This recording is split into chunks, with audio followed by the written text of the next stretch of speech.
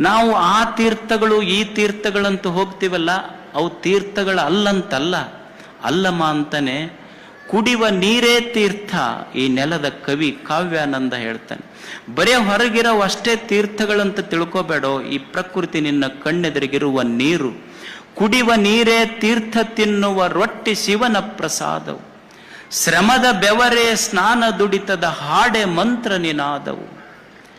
ತೀರ್ಥ ತೀರ್ಥ ಅಂತಂದ್ರೆ ಎಲ್ಲೋ ಒಂದು ಕಡೆ ಕೃಷ್ಣೆ, ಒಂದು ಮಲಪ್ರಭೆ, ಎರಡು ಕೂಡುವ ಸ್ಥಳ ಅಷ್ಟೇ ಅದು ತೀರ್ಥ. ಕೂಡಲ ಸಂಗಮ ಆಗಲಿಕ್ಕೆ ಸಾಧ್ಯ ಇಲ್ಲ.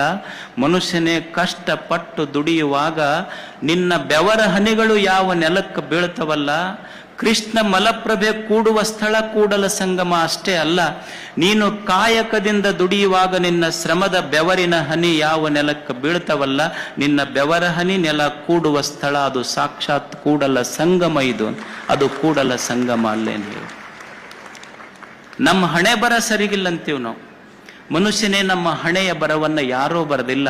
ನಿನ್ನ ಹಣೆಯ ಬರಹವನ್ನ ನಿನ್ನ ಬೆವರ ಹನಿಗಳಿಂದ ಮಾತ್ರ ನೀನು ಅಳಕಿಸಲಿಕ್ಕೆ ಸಾಧ್ಯ ಇದೆ. ಇದು ದುಡಿಮೆಯ ಸಂಸ್ಕೃತಿ. ಇದು